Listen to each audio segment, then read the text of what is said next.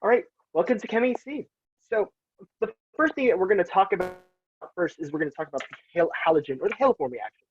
So in the first case, we decide to add one equivalent of Br2 from an NaOH and H3O. Now, if we have an alpha hydrogen, in this case, it's going to be showing up as just this H right over here. If we can take any alpha hydrogen, which is one carbon away from the carbonyl group, as shown right over here, we can change that out, adding acid or base and halogen to change out that H into a Br. Now, that was using one equivalent. But if we decide to use excess, so when I say excess, I mean there's a lot of Cl2. It's not just one equivalent, it's hundreds, whatever, how many equivalents, as much as you want. And in this case, we just use H3O plus, right? Well, we change out all of the alpha hydrogen. So we're talking about all these CH2 groups that are right over here. We change out all those hydrogens into chlorine. And so because of all of that, we can start doing all these different things with all the alpha hydrogens using halogen. But there is one exception, or what happens when you have more hydrogens on the end. So in this case, we have the same idea of just changing out all the halogens with all the alpha hydrogens. So looking at this molecule, notice that there is a tert butyl group right there, meaning that there's going to be no alpha hydrogens, it's all a bunch of CH3 groups.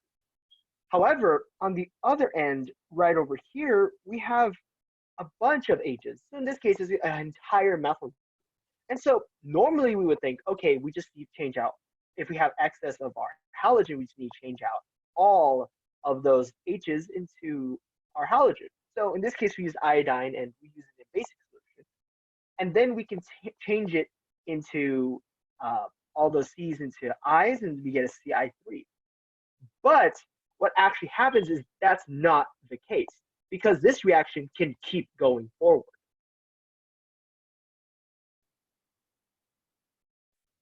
If we decide to continue forward, we can take all this entire molecule and actually just react it with just NaOH, which is what we used at the very beginning, right over here.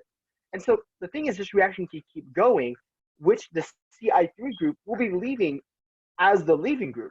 And so in this case, what happens is we can change out this Ci3 group with an OH group, with the OH group from the NaOH.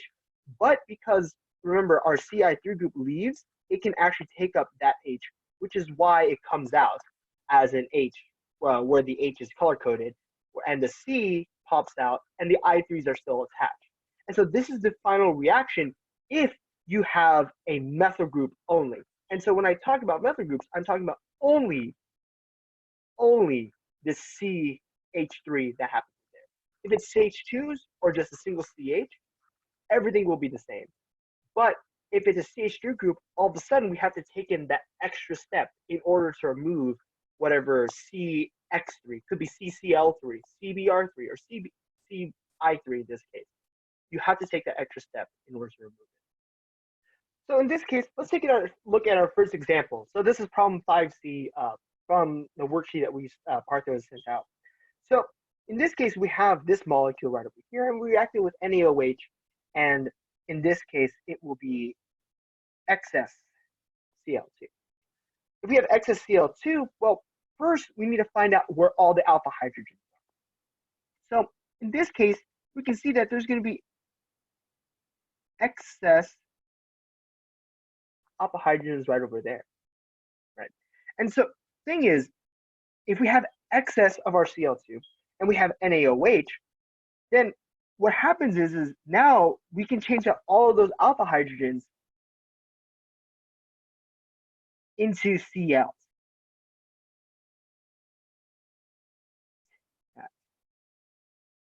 Into Cl right there. And so that's how you want to approach this problem. First, you want to find out how many alpha hydrogens there are. Are we in excess Cl2? If we are, then change out all of the alpha hydrogen into Cl. Now, we'll be going on an example where this might be a problem if you have a methyl group. So now we're talking about 5D. So in this case, we have a benzene ring, and then we have this carbonyl group, and then we have this methyl group. And this time we want to react with a bunch of I2s, and we do it in base. And so normally we would think, okay, all we have to do is just change out all of the H's into I's. However, remember, if we have a methyl group, in this case, we have that CH3 group right over there.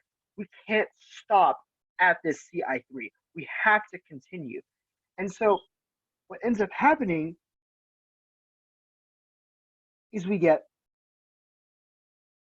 this product, as we talked about earlier.